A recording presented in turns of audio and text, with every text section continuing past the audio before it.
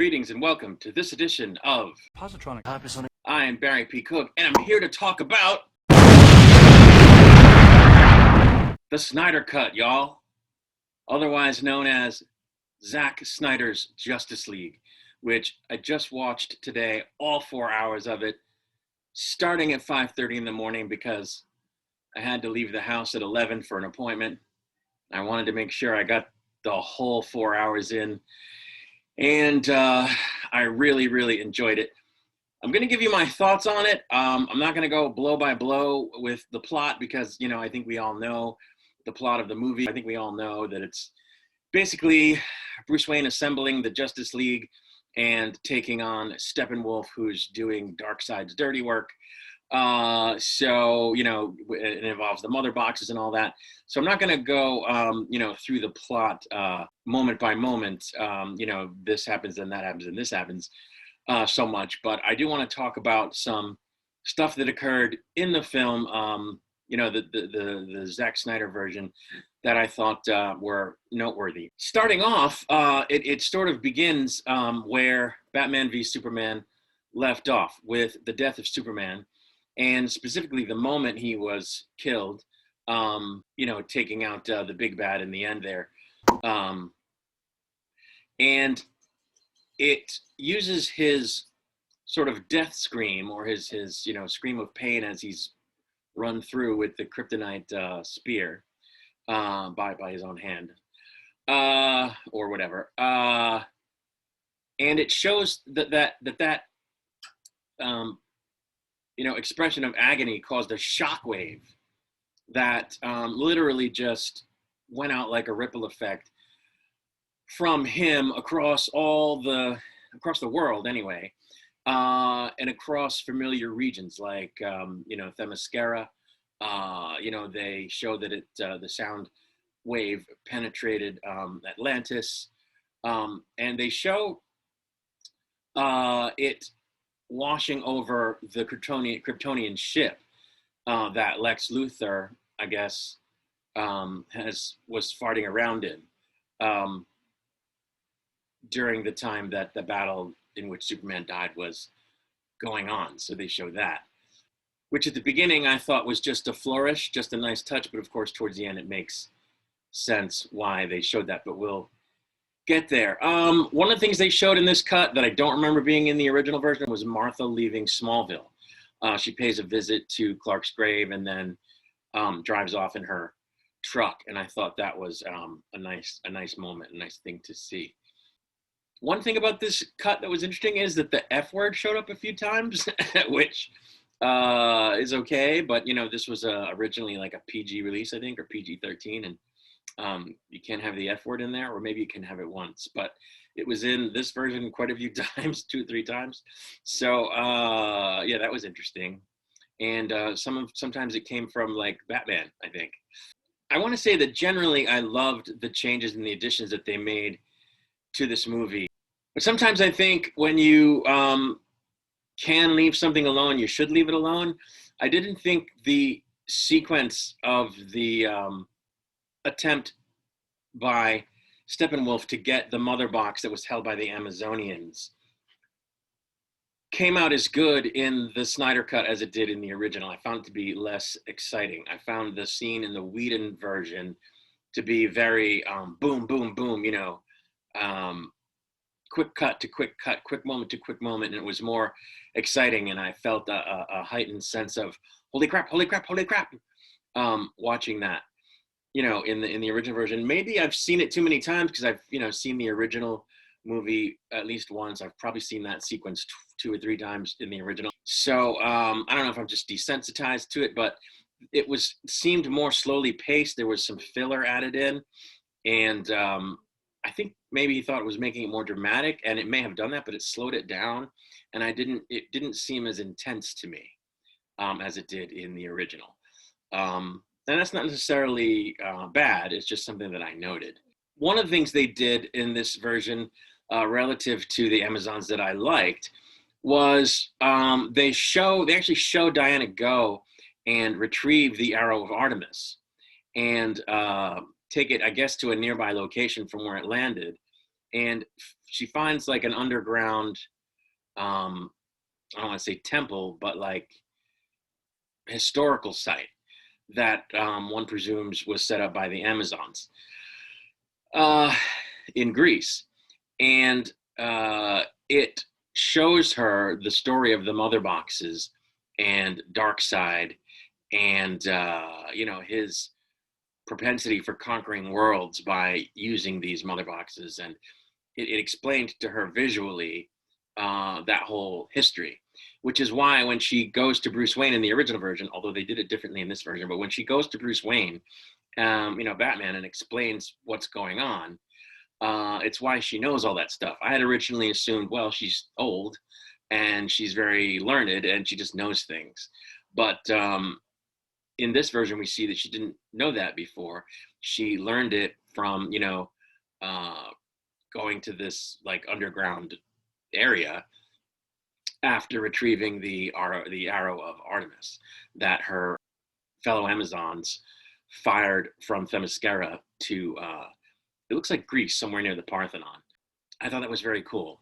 I thought it added, depth to the overall story. And I think in this case, it also helps build to, it helps build, I don't want to say suspense, but like foreboding in the audience. Now, having seen the film before, we know what happens, we know what's coming, but just from a filmmaking standpoint, having not seen it before, this scene would have made the audience go, oh, wow, what's all that? And what's that about? And what are the three squares? And what's coming? Oh, something's coming. This doesn't look good. So I thought it was a good choice, even though a lot of people have already seen the movie. Steppenwolf in this film is not sort of, he's metallic. Like he has this armor on that's like these metallic, I don't even know what you'd call them. It looks like a what do you call it? A multi-blade shaving razor. It's got these, it looks like a set of blinds that he's wearing, but it's metallic, so it looks like an armor. His look in the original version was sort of like, he looked kind of like a rock, and his sort of armor was just like this crusty, I don't know, it wasn't very impressive. I thought it was impressive in this, and it made him a little more scary to me. So I thought that was cool. I think it's Steppenwolf, or it might be the guy from Darkseid that he interacts with, whose name I'm forgetting. But one of them says, we're going to be able to conquer this world now. There's no lanterns here. There's no Kryptonian. And I thought that was interesting, especially because of something we'll get into later. But I guess he's kind of noting that the reason Darkseid wasn't able to conquer Earth originally is partly because there were Green Lanterns present, which we see, and of course, Superman's not there, so he can't stop them. And I thought it was interesting that they noted this, especially given what comes later. I thought it was great too that the whole backstory of the boxes that Diana explains to Bruce was more detailed. It might have been a little too detailed. There might have been a little too much exposition there, but because it kind of felt like I was being read a bedtime story. But the visuals were amazing. They show Zeus, they show Ares, they show a Green Lantern who actually dies and loses his ring, and you see the ring fly off as I guess Darkseid tried to grab it, but it flew off, presumably to find a new wearer, which was really cool. We didn't get that in the original. I think we did see like Zeus and Ares, but we didn't quite know who they were. And in this version, Diana names them. So I thought that was cool. And this scene served as a really good explanation of what the mother boxes do. Like it was kind of vague in the original version. It was kind of like, well, these three boxes, and if they all come together, bad thing, not good, must stop. And they didn't really say why. They didn't really say, like, it was sort of like a MacGuffin almost, the way they treated it. But in Zack Snyder's version, we get a sort of explanation about, or a better explanation of what they actually do and how they make it why it's bad, and because they make it possible for Darkseid to conquer the planet. So I thought that was really, really good. It really added to the story. Another great thing that took place in the movie is that the Aquaman character was more fleshed out, and I think that he got more of a foreshadowing in this version for his solo story that, of course, has already come out now, than he did in the original, if I'm not mistaken.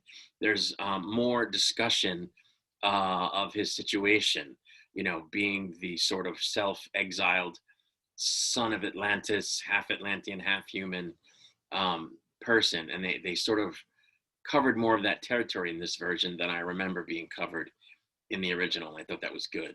One thing that I was really excited for, anybody who's been watching my channel knows that I'm a huge fan of The Flash. And I just loved the fact that they did the whole expansion of the Flash's character in this movie. The first part of that was when they introduced the Flash. All we got before was in Batman versus Superman, we saw a little footage of Ezra Miller being, quick, fast, acting fastly. And, we saw Bruce and Diana sort of making note of it. And then in Justice League, Bruce just shows up and recruits him. We don't have any more background at all. And this introduction that they did, where he's going for a job at like a pet care store, just added to the character, I think, greatly. He notices Iris on the way in, which is great, because obviously Iris figures into the Flash story in a huge way. He gives an excuse for why he's showing up to the interview late, which is great, because in the comic, the fastest man alive is always late, notoriously late. In the original Justice League version, they show him as being kind of goofy, and I didn't really like it, and I'm still not in love with it. But in this, you get to see him being goofy as Barry a little bit more than you did in the original. So I don't know, it just felt better. And again, this might be because I'm used to it, because I've seen the movie a bunch of times. But I just thought his goofiness was, better somehow in this version. He was wearing, by the way, some sneakers with lightning bolts on them, which was cool. I really loved how they did his rescue of Iris in slow-mo. And really everything he does in this movie is in slow-mo. But, on the Flash TV show, and even on the older Flash TV show, they do a lot of the heroics in, fast motion.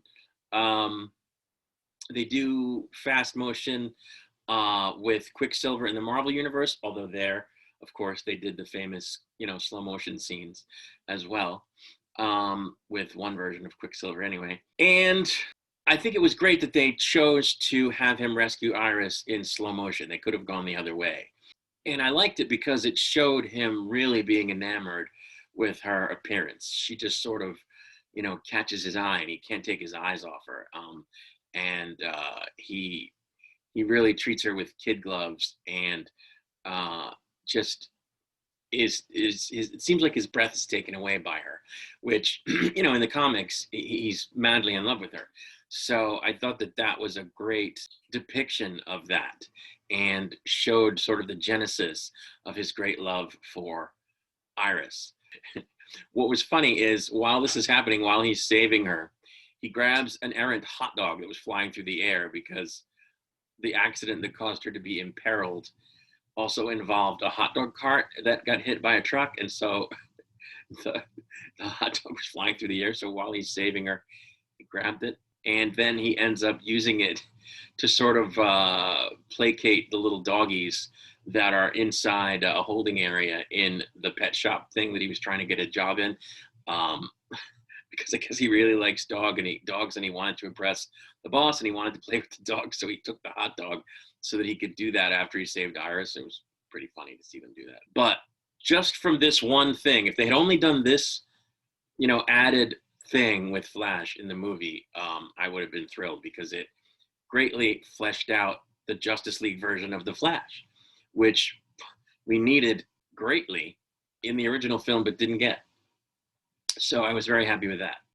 We get to see a scene of Lois sort of going through memories of Clark and going through old things that she has of Clark's, because she's, you know, very much in mourning. She hasn't gone back to the Daily Planet, and we realize that she has the cape still. At least it looks like she does. So that was an interesting moment that wasn't in the original. One of the great things they did in this movie, I know I keep saying there's a lot of great things. One of the other great things they did in this version of the movie is they greatly expanded Cyborg's origins.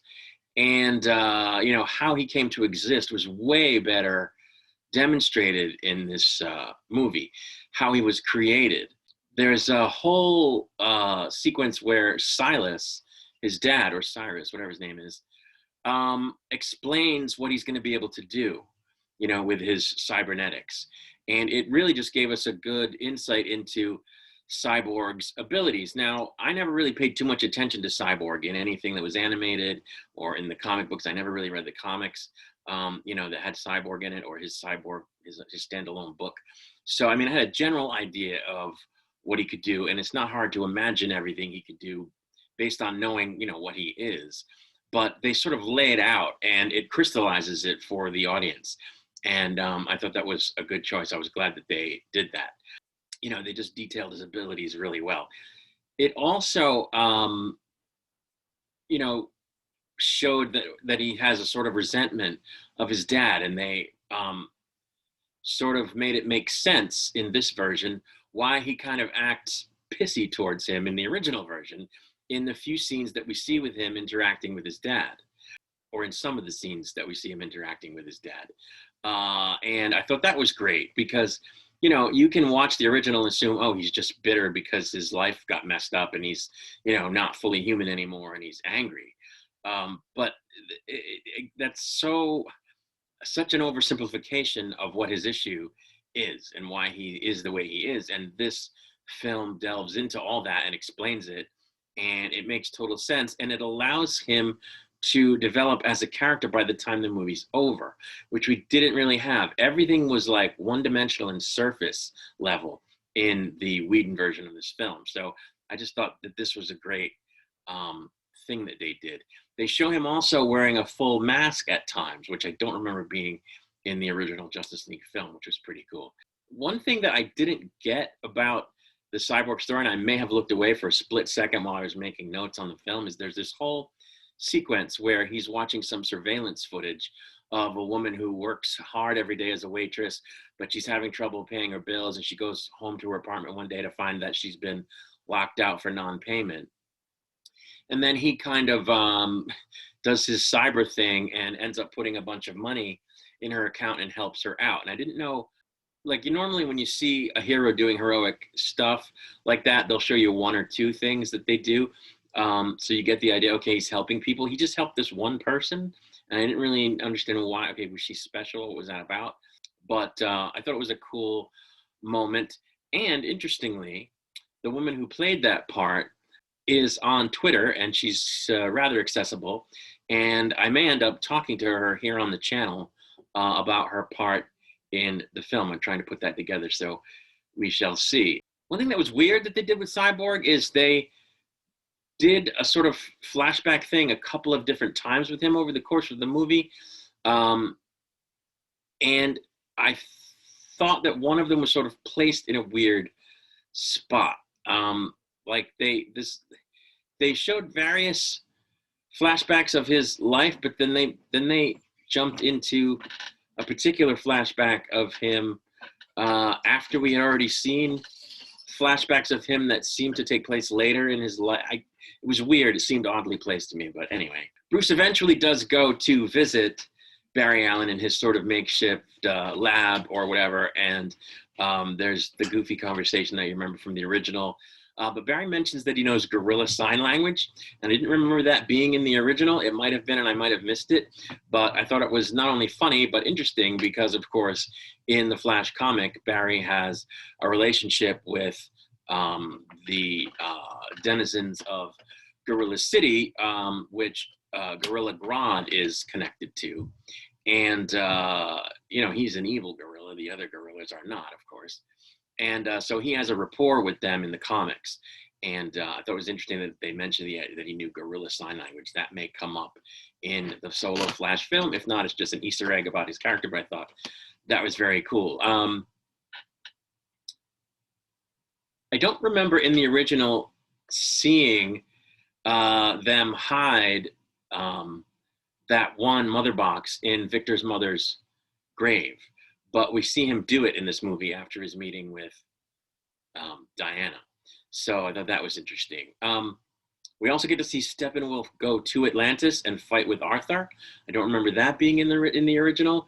It was a really cool fight because Mira's there as well, and I know that Mira does it. I think Arthur does it as well. I'm not sure, but during the battle, Steppenwolf is, swimming with them and moving through the water with them.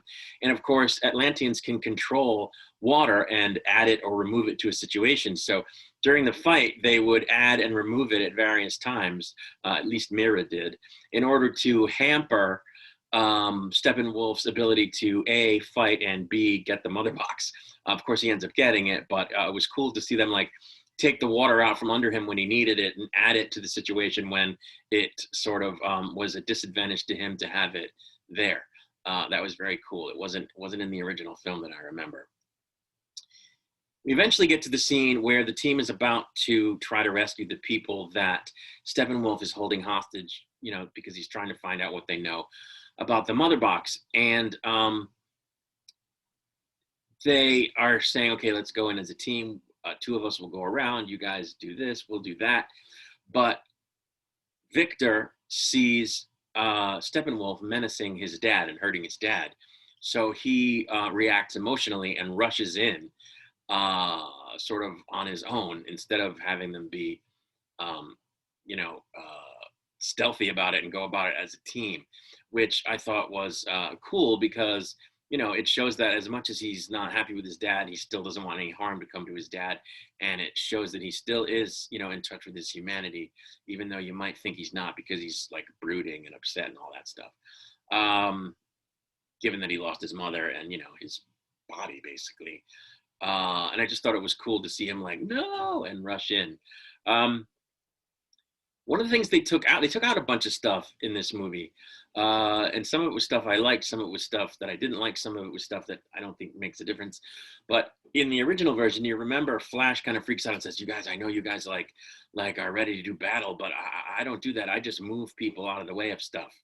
I don't really do battle." And Batman says to him, "Save one." And he goes, "What?" And Batman says, "Save one, then you'll know what it's like. Then it'll boost your courage," or whatever. That moment's missing from this movie. I didn't really think it was a big deal, but it's just interesting that they took that out.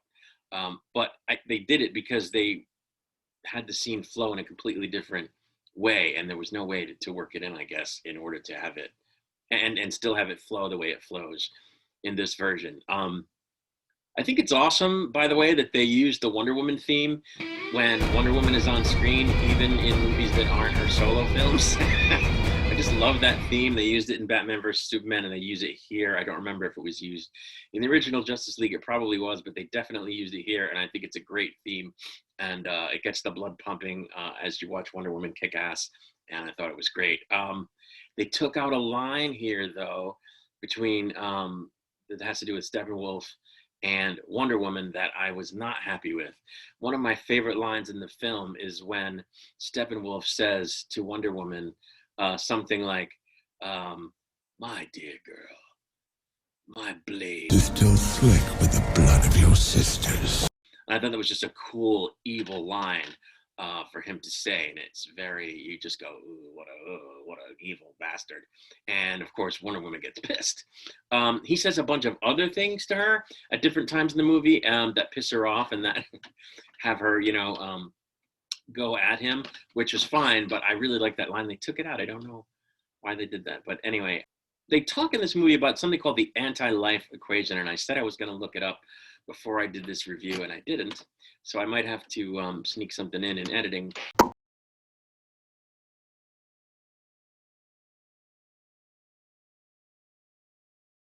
Totally absent from the original film. I guess because it's something that Darkseid is after, not Steppenwolf. And so because Darkseid isn't in the original version at all, more than a split second, if at all, it never gets mentioned. And it's not terribly important to this film, but it looks like something that would have been part of a Justice League 2 that would have been built off this, and that could come up again in future DC EU films, Wonder Woman, Flash, etc. So I thought it was great that they put that in, because again, it just added a layer to why is Darkseid doing this? Why is Steppenwolf doing what he's doing on behalf of Darkseid, and why is Darkseid doing this? Does he just want to collect planets like people collect stamps? Or is there more to it? And I thought this, made it clear that there's something more to it. There's something more to why he does this.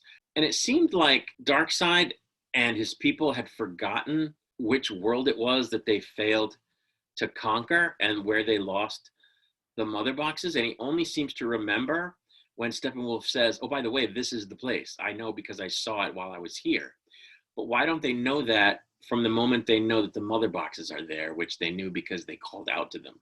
That it was kind of strange. But again, maybe I missed something. It's a 4-hour movie. There's a scene where they're talking about bringing Superman back, and Diana says something like, anybody can take a match and turn a house into dust, but this will bring the dust, take the dust and put it, make it back into a house, basically a super house.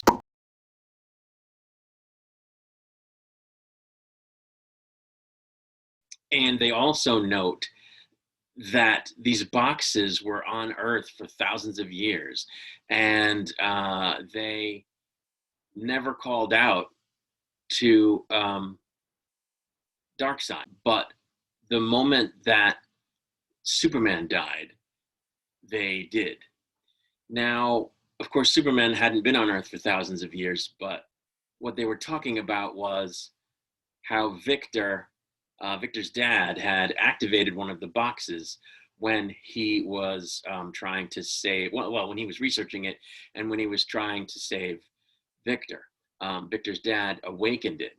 And they didn't understand at first why they didn't call out to Darkseid immediately, but they figured out that once Superman was gone and the boxes sensed this, they felt it was safe to call out to Darkseid. And that explained why in the beginning they showed the shockwave scene, because the shockwave that came from Superman's death radiated through all the across the planet anyway, and through all the realms where there was a mother box. So the mother boxes became aware that Superman was gone and that it was therefore safer for, the agents of Darkseid or Darkseid himself to come and retrieve them.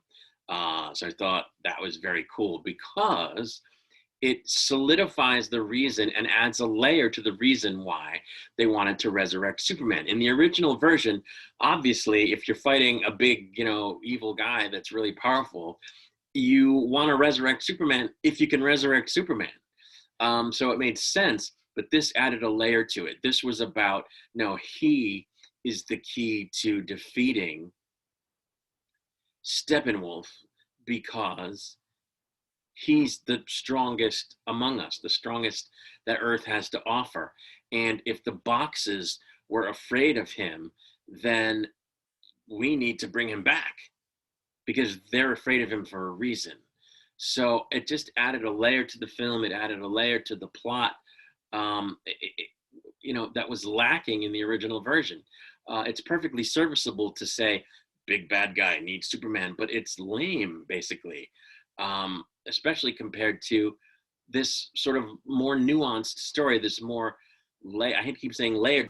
Layers! But this more layered story where it's explained that he's important to this particular situation and villain versus him just being a good guy to have around if you're fighting a big bad.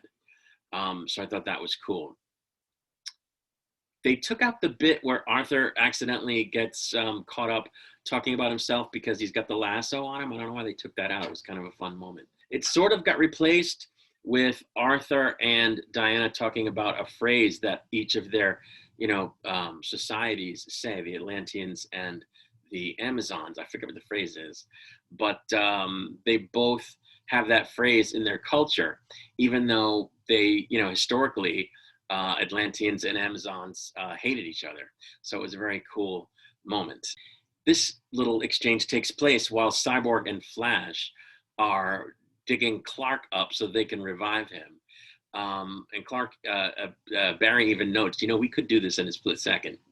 I guess just to explain why they don't. But it sounded at one point like, because he asks Cyborg, what do you think of Wonder Woman? Do you think I have a chance with her? And I think he calls her Wonder Woman. I wasn't sure, and I didn't want to rewind it because I was casting it to my TV from my phone. I didn't want to interrupt it.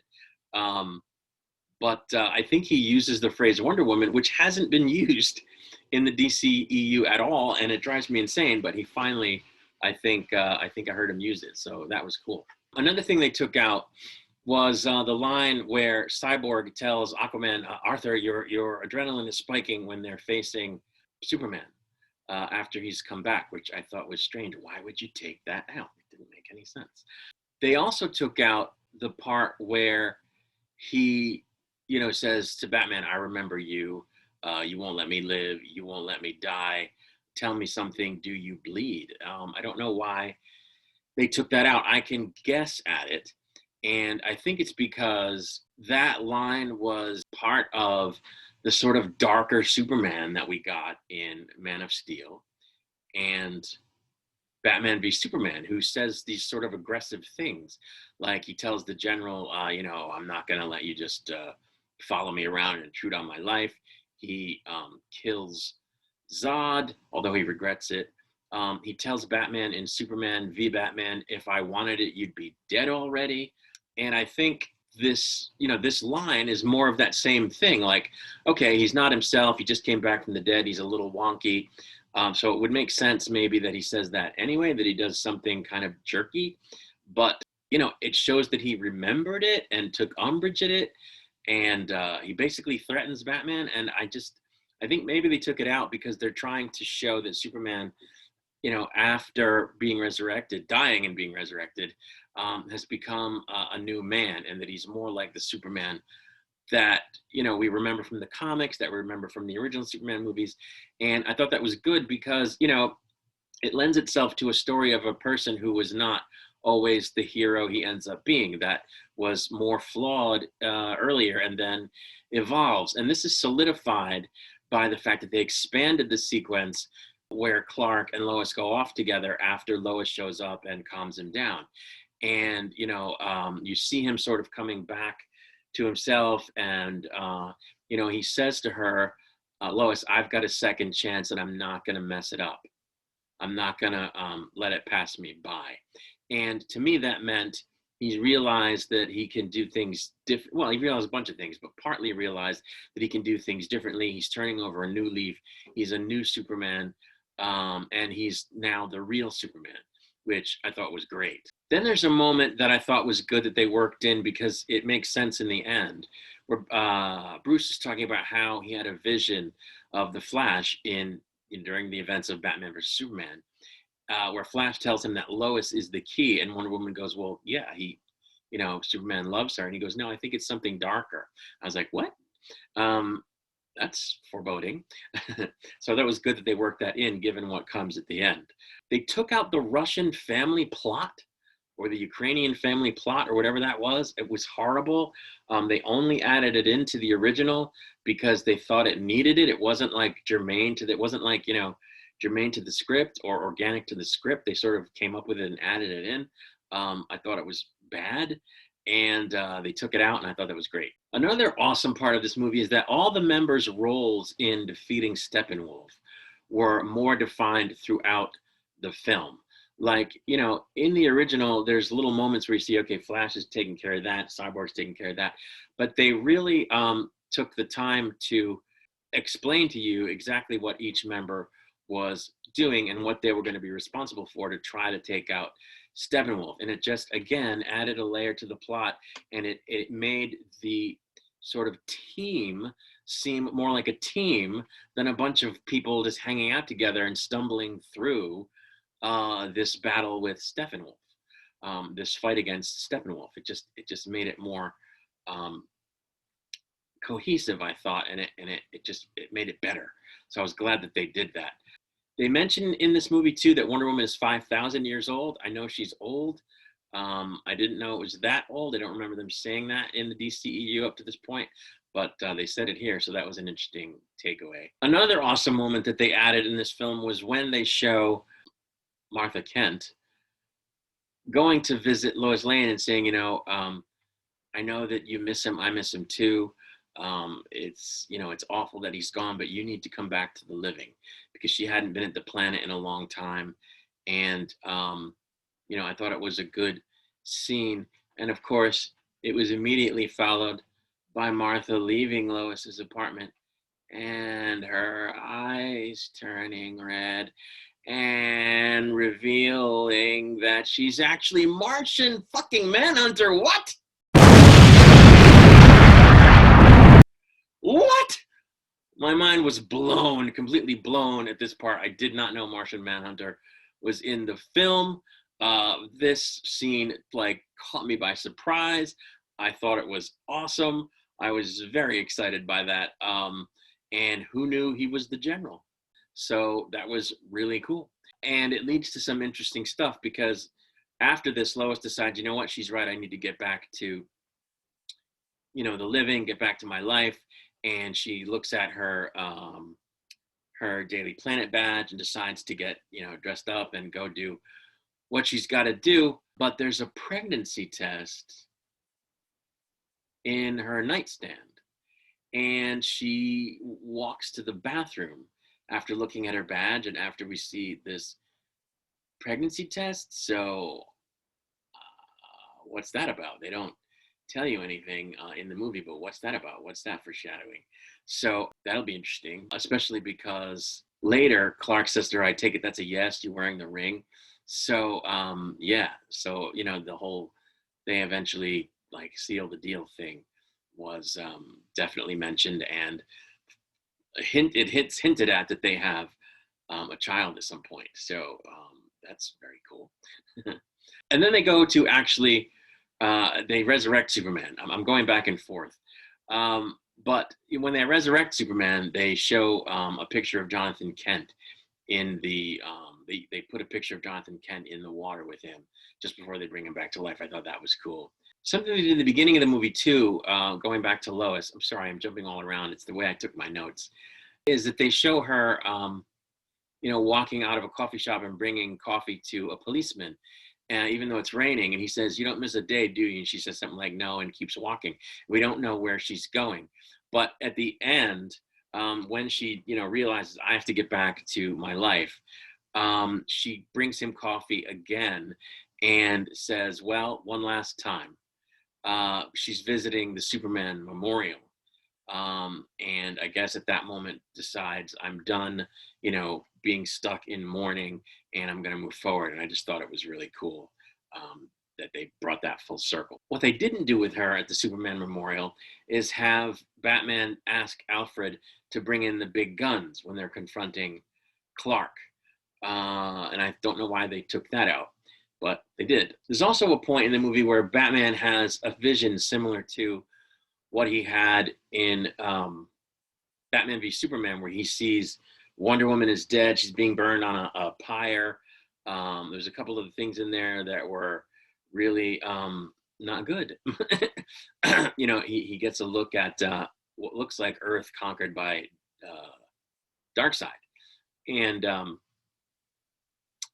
yeah, it wasn't good. But one of the things they showed was Wonder Woman deceased and on a pyre and her mother crying. It was really crazy. So I wrote down the Darkseid vision. Damn. There's a cool part in here too that again contributes to the fleshing out of the Cyborg character, and it has to do with his dad, who, by the way, they also flesh out his character quite a bit in this movie. You get to see the man that he was, and I say was because he ends up sacrificing himself after the cube, the mother box rather, is blown out of the Kryptonian ship where they're resurrecting Superman.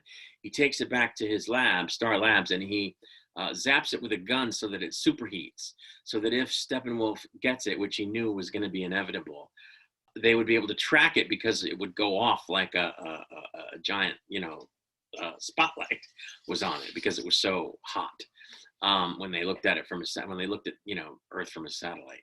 So this ends up killing him. The laser blast kills him, and he sacrifices himself, for the cause, pretty much right in front of Victor, who of course is extremely upset by this. But I just thought it was a great character moment. It's something that made the film more moving. It's something that made the sort of, the story heavier, because it shows that, when this invasion was a big deal, and, or this planned invasion was a big deal, and that it cost lives. And I just thought that added to the gravitas of the film. The original film is missing a lot of gravitas that it could have had. It's very meh, and I thought this sort of was a great moment. And it further fleshes out Cyborg's character. It shows you that he experienced real loss in his life, not only his mother, but then his father. It just adds to the depth of his character. They also greatly fleshed out his heroism. He has these moments where he's connecting to the grid or the mother boxes at various points in the film. And, he sees visions of things and explains what he's seeing and explains, what he can do to the rest of the team, and what he's seeing. And it just made him into so much more of a hero to me, than the original version did. And it's just a shame. They really short shrifted these actors and these characters in the original version. Maybe they told them, some of this stuff we're cutting is going to show up in your solo films. I don't know, but they definitely got short shrifted in this film based on, what it seems like Whedon had to work with, off of Snyder's original vision. And it's just a shame. But Clark, has a suiting up scene in this film like he had in Man of Steel. And I don't know why they did that. It's almost like they reused the footage from Man of Steel. But in this case, he not only hears Jor-El talking to him, but he hears Jonathan Kent talking to him. And I don't remember that being there before. And it seemed like some of Jor-El's lines were taken directly from Marlon Brando's lines from the original Superman movie in 1979, which I thought was cool. Speaking of Superman suiting up, why does he wear the black suit? I know the black suit is from the comics, and I'm pretty sure it's the suit he wore after he was resurrected in the comics, but they never explain it. He never says, oh, my suit's black, XYZ, because XYZ, they never explain it. I don't know why. One of the lines they took out during the battle was when Batman says to Aquaman, I'm not the one who brought a trident. After Aquaman kind of says, yeah, you're pretty crazy, he says, well, I'm not the one who brought a trident. I don't know why they took that out, but they did. In the final fight with Steppenwolf in the original, his hammer gets broken. I think it was by Wonder Woman. And then there's a whole line about, oh, do you smell that? Yes, it's fear. And the parademons fly in and take him off to wherever because he's afraid, and they feed off of fear. That's totally gone in this version. His hammer is broken by Superman. And they just completely take out that whole bit about him being taken away by the parademons. He ends up getting punched really hard and flying into Darkseid's realm, or back to Darkseid, a portal to which had opened because they almost got the mother boxes, completely aligned. Or in fact, they did align because they Flash got shot while he was trying to make enough of a speed jolt, energy jolt from his speed that he could get Cyborg through the barriers of the mother boxes. And he has to actually go back in time to get there in time.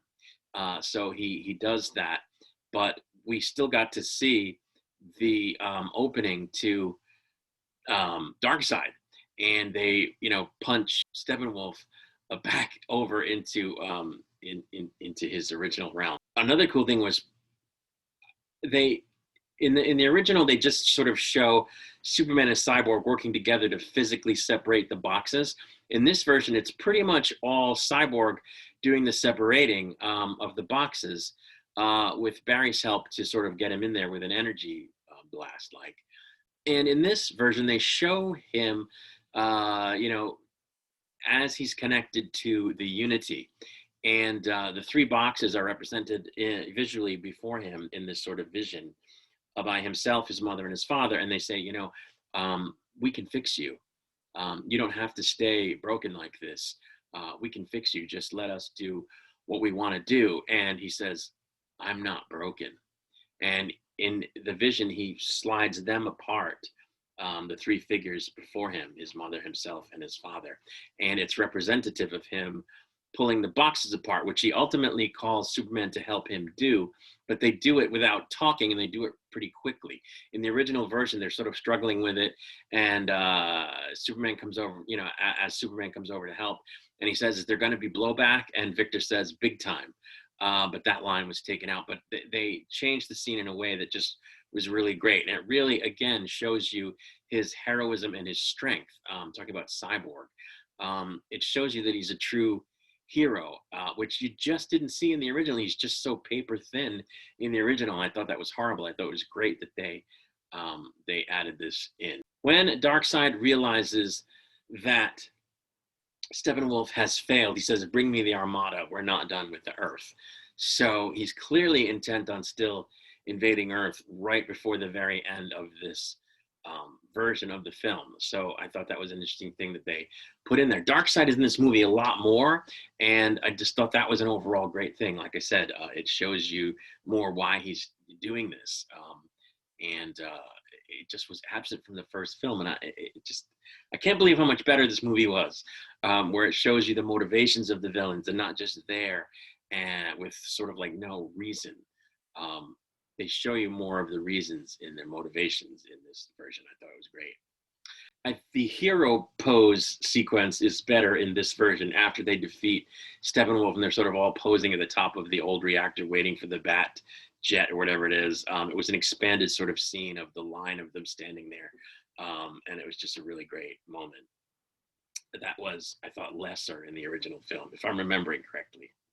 So there's an epilogue to the film, and it involves Victor going back and reassembling a small tape recorder on which is a message from his dad that he played part of earlier in the movie, but then destroys because he's mad at his father. So he reassembles it and listens to the rest of it. And it's basically Victor, Osiris, explaining how Victor can be great and can really help humanity. And it's really a message to the whole team. It really describes the whole team. And it takes up quite a bit of time in the film as far as voiceovers go. And it's used over multiple sort of scenes. And I just thought it was really good. And of course, totally absent from the original film. It's just a tragedy that this original film was what it was based on this stuff. There's a scene in the epilogue where Arthur is with Mira and the William Dafoe character and talks about how he's going off to see his dad, which was good because, again, that further sets up his solo film. Superman's still wearing the black suit even after defeating Steppenwolf. I'm not really sure what that was about. But ultimately, we get to yet another vision that Bruce Wayne is having of the future, and it's a pretty long sequence. And it explains the whole bit about it's not that simple about Lois. There's something darker. And what, of course, it is that he, I guess, at some point in the future, lets Lois die. And Superman goes over the edge with grief and anger and sort of like takes over the world. And it becomes like an evil sort of dictator kind of guy, I guess. And different heroes band together at one point to try to take back the Earth. So you get Mira, Slade, who's Deathstroke, who's obviously a villain, is working with the good guys in the future. You get Flash in like an armor suit, which is cool because it explains why he's wearing an armor suit in the sequence in Batman versus Superman. Joker is working with them apparently, and he knows that Batman is Bruce Wayne, which is strange. I hate the Jared Leto Joker, by the way. But he taunts Batman by mentioning Robin, who of course the Joker killed in the comics. But Batman gives it right back to him and mentions how when Harley Quinn died in his arms, seemingly fighting for the good guys against Superman, she said something to him about, yeah, when you kill the Joker, make it hurt, make it last, really torture him, you know, because she had anger towards him, I guess. And I was like, holy shit. But then evil Superman shows up in this vision and he's in the blue suit again. I don't know what that's about, but then the vision ends and Bruce wakes up and finds the Martian Manhunter on his balcony. And they have a cool conversation that basically ends the movie where he says, I'm the Martian Manhunter. I'm here to help. And I thought it was really great. Something they left in the movie that by the end I didn't understand was the whole bomb scene that's in the beginning of the movie. Like, it's cool to show Wonder Woman doing heroics and saving those kids or whoever in that building where the guy shows up with the bomb, but like, why is that there? I don't know. I guess it's for the same reason it's there in the original film, to show that Wonder Woman is a hero, but like, I don't know. It felt so disconnected from the rest of the movie. Less with the original because it's so short and meh compared to this one. But by the end of this one, you're like, what in the world did that have to do with anything? Why did that get left in there? I mean, I'm glad for it. I love seeing, you know, like I said, I love the Wonder Woman theme. I like watching her kick ass, but just as a kind of side note, like, why did they end up leaving that in? But anyway, my feeling after watching this was, bring on Justice League 2 now. They've totally got to make it now that this version is out, and it sets up so much stuff and it solidifies this team so much and made them so awesome.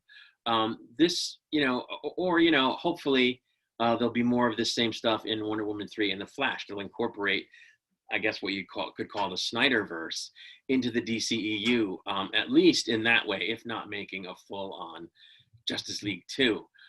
This film credibly established and connected a true DCEU that we really didn't have up to this point, even though some of the standalone films were good where Justice League wasn't.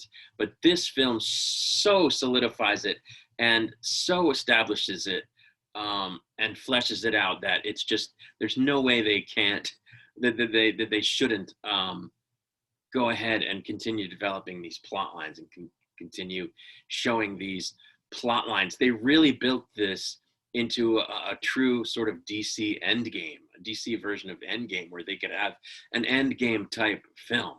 And I think they need to. It begs for it. As I said before, a bunch of the characters, all of them really, but mainly Cyborg and Flash, were massively short-shrifted in the original. Cyborg more than Barry, but Barry as well, almost as much, you know, and the audience, they short-shrifted the audience. I know they couldn't have put out a 4-hour movie, but there was nothing stopping them from doing a 2-parter. You know, in the Marvel Cinematic Universe, Infinity War is 2 movies. It's Infinity War and Endgame. And there's no reason they couldn't have taken what Zack Snyder envisioned, which I'm guessing was mostly on paper, at the very least, before he was removed from the project or left the project, if not, you know, shot. But they chose not to go in that direction. I'm guessing only because of money, but I think ultimately they shot themselves in the foot. Especially given that they were trying to build a Marvel-like universe for their characters. This does that. And I just don't know why they took the short-sighted approach.